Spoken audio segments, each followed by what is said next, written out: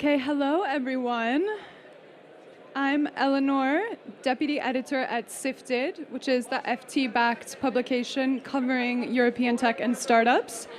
I hope you all have had a little bit of coffee to wake you up after your lunch slump, because we've got a very awesome conversation coming up right now, and hopefully talking about a bunch of questions and kind of common anxieties that I hear from founders when I talk to them all today. So I'm here today with Cristina, who's co-founder and CEO of Cledara. Obviously, based on what we've talked about right now, commercially things are going very well. But if we look at the broader macro context, tech stocks are down, right? Many startups are laying off people amid uncertainty about whether or not they're going to be able to raise their next round. How are you communicating about this uncertainty with your team or with investors? And how do you think that's going to impact when you go out to raise again? Yeah, so with the team is something that and existing investors is something that we've spoken about. And of course, for those in the team that are a little bit more senior and they've had a longer career, they've seen ups and downs. So we take it with, well, this will pass. We just need to understand, okay, if something was to happen, what would be the actions that we would take so that we can, continue living as a business. That's the most important thing. Of course, for people that have less experience in management positions and that they've maybe lived during the past 4 or 5 years, that they've been really great, right, for companies. And so we still have a very transparent communication as to, okay, these are the risks for the company given the where we are now in the market. But with those people, we make sure that we help them understand it's not that the company has a problem, but we just need to talk about it, like what if, right? And that's something that they've not had to do before. And how do you approach that? Like you're bringing up, the what if or like worst case scenarios, right? Which is being transparent, but also can be scary, whether that's to employees or to investors. Like how do you approach that communication? Give me a little bit more detail. Yeah, so we have, every week in the company, we have a management meeting where we talk about these issues. And you can see people's concern, right? And then they start asking, okay, do I need to, are you telling us this because we have a problem? So then you need to make it very clear, no, we don't have a problem. And then we even back it with data. Look, we don't have a problem because, look at all these curves going up and to the right. Like we are actually onboarding more customers every week. So the company is healthy. There is no issue. But we just need to be responsible managers of this company and leaders of this company. So we need to make sure that we understand what would be the implications if something was to happen, that we had to maybe reduce headcount or stop investing so much in marketing events. So we just need to see what's the impact for the business if that happens. And how do you think that the current market conditions are going to affect how founders more generally, yourself included, should think about when to raise and how to go out there in the market? As founders, and I can talk for myself here at least, we are always thinking about fundraising, even if we are not fundraising. So we are always having conversations with investors, understanding where the market is, giving them, the update of where the company is. It's so important to not wait until you need the money to have those relationships with investors. And then from our perspective, sorry, the question was... Your perspective on timing about fundraising. Yes. Yeah.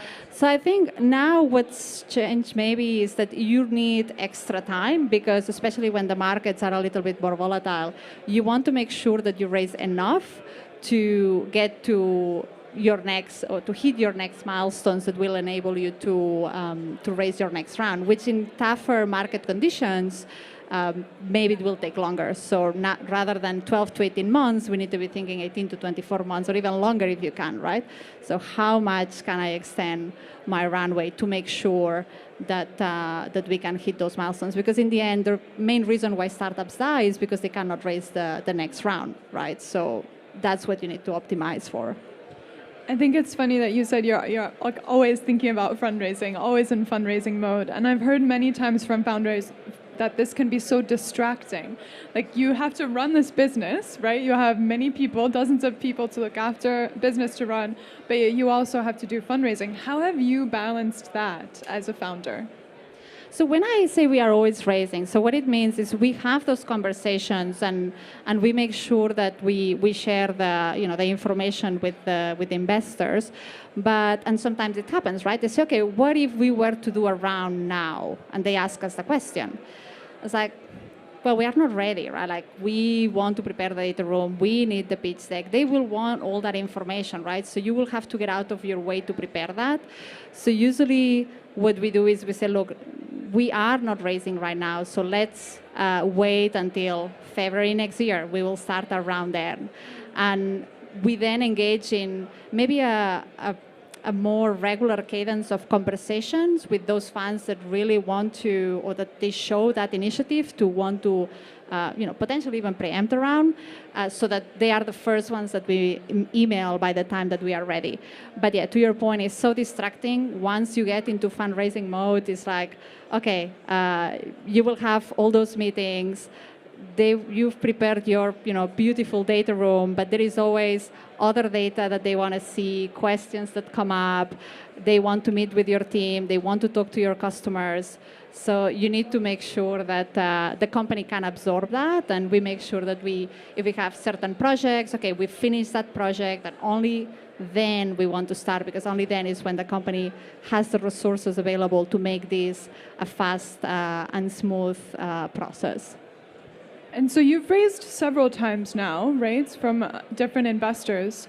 What were some of the lessons or takeaways from the funding that you did? And maybe it would be interesting if you could reflect on something that you didn't understand or you think you got wrong, but then you kind of reversed course. So something that I've learned is that investors invest in lines and not dots, right? So you need to make sure that they can follow your progression over time. Sometimes we think, okay, I spoke with you 2 years ago, and I'm speaking with you now that I need capital.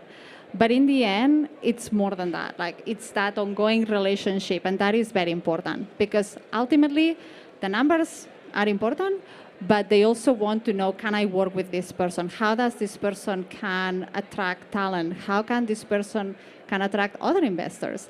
How can they attract customers? And you only really learn that by having that ongoing relationship.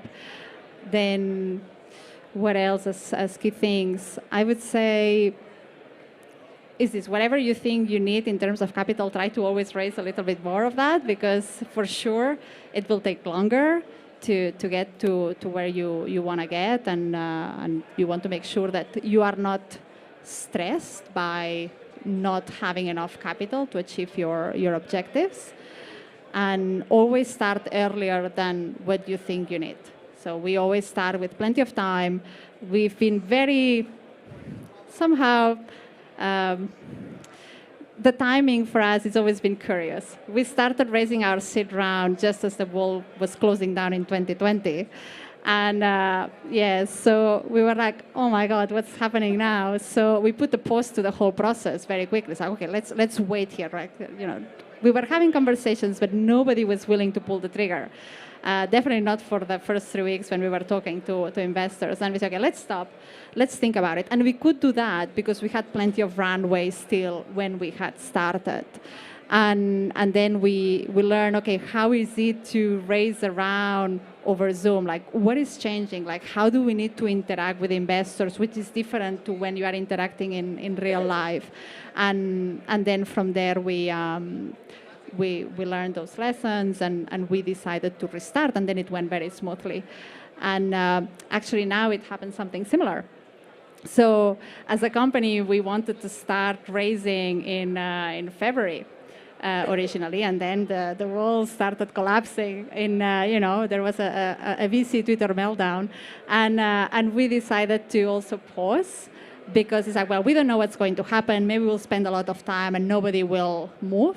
So we put a pause to it, and then now that we see that, okay, things are calming down, deals are still happening. If you are a good company, good metrics, amazing team, you will raise. So I think it's important to have an effective communication strategy, I would say, with your investors. And So yeah, obviously, as you said, like you want to like the people that are investing in your company because you're going to be spending a lot of time working with them. Are there other criteria or things that founders should look for from VCs in terms of value add or areas where you should be looking for chemistry or synergy? So the way we've chosen ours, so it's always depending on what's the next challenge for your business. So when we raised the first VC funds, we were building the fintech part of the business. So then we decided to look for a fintech-focused fund because we thought, well, they will understand what we are building. They will know other companies in their portfolio that they can put us in contact with if we face challenges. So then that's why we went with the Anthemus at the time. Then when we were doing our seed round, we then chose a SaaS-focused investor because, well, we were going to build a whole SaaS side of the product, and we wanted to then people that could help with that. And Nauta Capital has been a great investor, and Notion Capital as well. They've been great investors from that perspective. So I would say, think of what is it that you're going to be building and that you think then that you want the investor to bring. So our next step, right, for the Series A, so we are expanding in the US, which means that we want either an investor here in Europe that has seen plenty of companies help European companies open a US investor. Yeah, that was going to be my next question. Was you said that you'd been talking to both US and European investors before, but until now you've really wanted to go with European investors. That's been your strategy?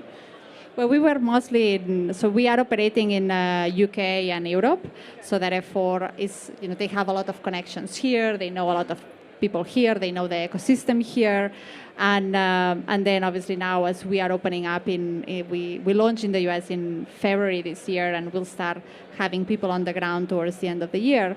So now we want someone that has experience with the US market.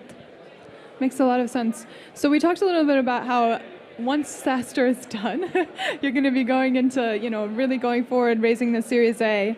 What's next for you, and what's next, do you think, for founders that are looking to fundraise? What should founders be paying attention to for the next 3-4 months? I would say more than ever now, given the market conditions, it's important that your metrics are there, right? So it's harder now to raise on the back of a fantastic vision and what do you want to achieve and all those dreams that we all have, which are fantastic. But I think now you need to back it much more with, okay, these are the metrics that I have now, this is where I want to go, and have a reasonable burn rate, which nobody was taking much look at it before, but now this whole capital efficiency has become a widespread thing. Before there were only some funds that were really focusing on capital efficient companies, but I think now it's every fund is looking for founders that are managing the companies in a sensible, capital efficient way. And how have you been trying to demonstrate that, or has your strategy towards capital efficiency and using capital changed during the current market conditions? So we've always been very prudent with hiring. I remember very early on, again, I'll mention Rob. He wanted to hire a team very quickly, and we said, well, let's test things first, and it was great. He embraced our way of wanting to operate that. Obviously, in the US, it's different. You just throw a lot of money to every problem, and hopefully something will work. So we've taken a different approach where we say, well, let's make sure that what we are doing now works. When we validate it, then we scale it. And like this, you could say that in some ways. So I wouldn't say it's necessarily slower. I would say the things you do them much more deliberately. Like the way you allocate the capital is much more focused. And hopefully if you take the right decisions, that means that the whole company is much more aligned, which means that you can get farther faster. But you need that to do that thinking beforehand, before you choose to put money to problems. And you touched on the US thing a little bit too, but going forward, obviously, as you expand into the US market, how are you thinking about capital efficiency there and, yeah, trying to build a business out there? Yes, so we've, in our spirit of trying to not spend a lot of money on that, so we started selling onto the US from the UK. So usually a lot of companies create a landing team that will go to the US, and then they will be doing that and pushing that expansion. We decided to do it all from London until we can prove that that market actually is a good market for us. And now, obviously, we're already starting to get some traction. We have customers there. They love the product. We've learned, okay, what are the differences between what we see on our customers in Europe versus what we see of our customers in the US. We've changed a little bit the way in which we sell. And then, now we, let's say, have that early playbook for the US. So now we are starting to be ready to say, okay, let's go and hire people on the ground. Rather than say, okay, let's do all the experimentation with people on the ground, which are 2-3 times more expensive than obviously hiring people here in Europe. That makes sense. So just to close things off, because we don't have very much time, the title of this was When, How, and How Much to Raise. Can you just kind of sum up in 3 bullet points what your top advice to founders would be who are going out to raise? Top advice, I would say just, select a fund that you love. You need to really trust the partners that you will be working with. You need to feel that you can really work with them. I think for me that's the top advice, because otherwise you'll always regret it. You'll say, why did I accept that money? Like, I should have not done it. And I think that is so important. Amazing. Well, thank you so much, Cristina. This was wonderful. Thank you very much. Thank you so much, everyone, for listening.